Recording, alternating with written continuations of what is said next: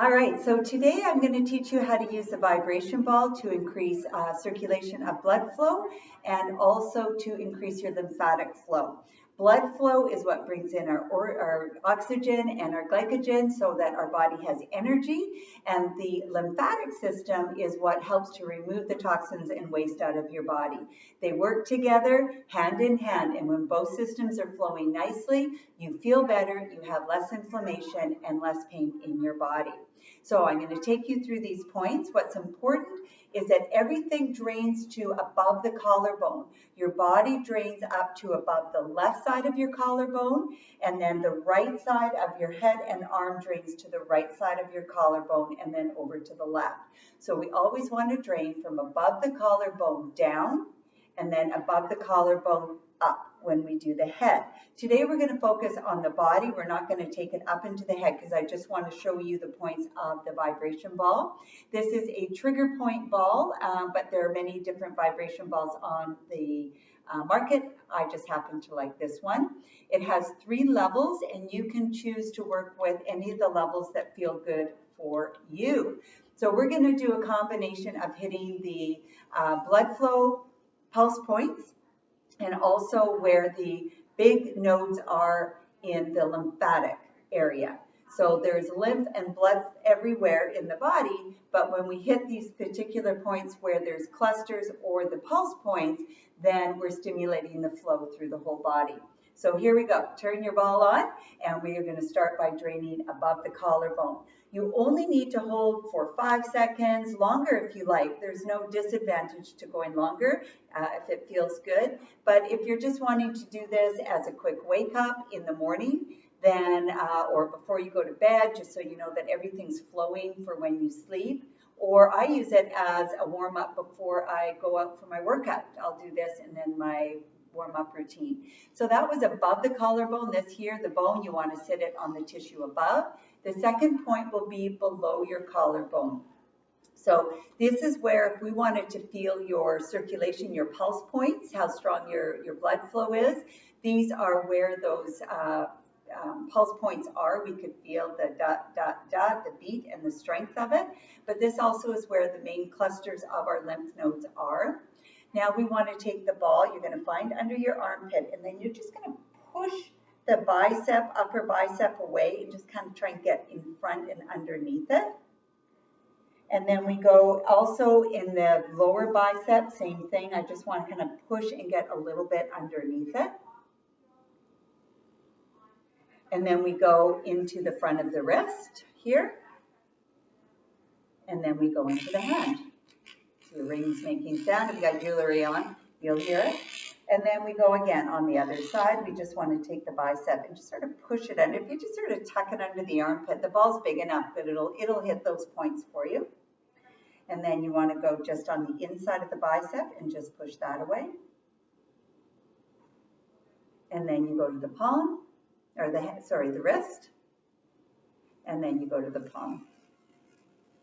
If you do this for somebody else, if you want to give someone a nice little massage with the ball, then clear yourself first because you'll be holding the ball and then you get all this lovely circulation up. So then we can go down the sternum, and you don't have to spend much time. You can just roll down. And boy, there is, if you get pain in the mid-back or in the neck, freeing up the front and the chest is really so powerful.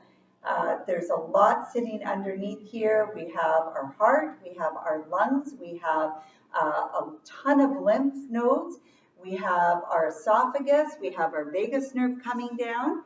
And so now I'm going to go from my sternum to my belly button. And we hit just sort of 3 little points here. And then we move it and take those breaths. Good. And then we move it. So this is where our major lymph pump is. But again, the esophagus and the stomach come down into here, and the vagus nerve exerts out of the sternum. So we're stimulating all of this. We're doing more just than one thing. And then we can just take it a little bit under the ribs where we can just wake up our diaphragm. Yeah, and do some nice release here. And around. It's hard not to just move this around a little bit. So you can go where it feels good. And then we just want to circle around your belly button here, just circling around. Excellent. And then we want to go between your belly button and the hip bone, the top of your pelvis, and right in between there is a pulse point. And then again on the other side, find your belly button and the hip bone and go right in the middle. And again, this is big enough that if you get the general area, you're going to be hitting the pulse points. And then we want to get, I'll move back a little bit here, we want to get into our femoral artery, but there's also clusters of lymph nodes here. So between your pubic bone and the outer hip, you just find that crease and you just place it in there. And if you want to roll it around, that's okay. You can hold it still or move it. Just go where it feels good. And then we do the other side between your pubic bone and the hip, right in the crease. You press in there. Excellent. And then the next pulse point is from the knee. There's, if you feel that knee joint, you come up just a little bit. There's a softening in there.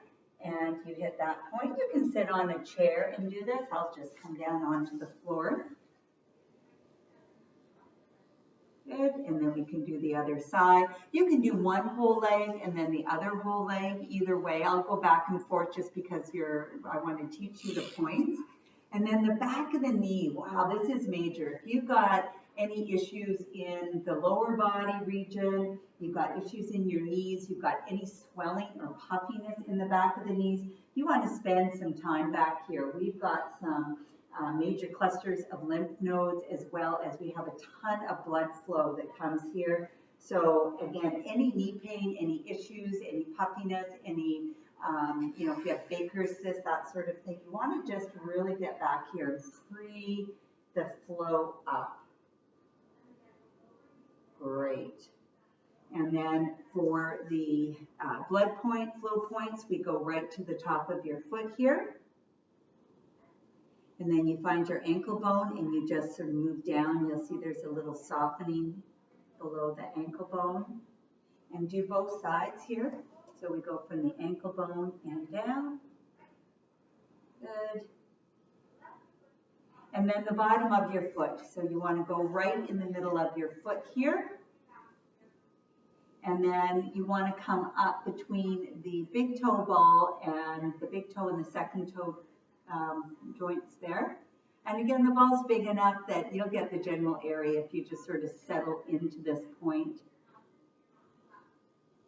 Good, and then we do the other foot. So you go with the top of the foot. And then you find the ankle and you just move down from there. And then the other ankle and just move down from there. Take some breaths. Help it, right? Help it by breathing, because breathing is what gets things moving, right? When we're breathing fully in through our nose and out, right? That is what helps to move lymph and helps to move blood. And then just move it up, right, on those joints. Oh, it feels so good. And then the back. So there is a point for the pulse points at the shoulder blades. It can be a little tricky to get here by yourself. You can do it on a wall. You can maybe lie on a slightly softer surface than the floor, like a couch, and try and get there. Better yet, if you have someone that you can ask to help, you can get there. But you can see how it rolls around. So that part is a little hard to do on your own. But I'll sometimes just take it up and just move sort of around my upper trap, and I can feel that it's vibrating all the way down my back, and that's a really nice place to go as well. And then the final point will be around your sacrum. So your sacrum is that triangle bone at the back of your pelvis. And so you want to take it and you can feel where those little bones are and just sort of move it slowly across. Spend some time around that area. There's, everything, the veins and the nerves, they come down from the spine and they come in behind the sacrum, and then they exit out all the different points of the sacrum down to the leg. So you want to really have it nice and open and moving there. And then this is a triangle bone. So if you move down just the edge of the bone towards your tailbone, and you can spend as much time as you like there, right? It really gets some nice circulation into your low back and into your hips and your glutes and down. And then over again here to the other side. So you just want to be following along and just breathing. So, doesn't that feel good? Feel all that circulation and all the breath is open. So you can stop there. What I like to do is just a little bit of movement just to encourage the pump to be working. So I relax through my shoulders and my elbows and my hands. I'm letting my heels bounce, but I'm keeping my toes down. And notice here how my knees and my hips are nice and relaxed. And then we can go into some rotation here, moving through your shoulders and your hips, and just letting all of that move, thinking of spiraling up through your spine. Good, and just again, breathing in through your nose and out. All right, well, I'm ready to go. I don't know about you guys. If you have any questions, just leave it in the comments below, or you can reach out to me anytime. I hope you found that helpful, and have a great rest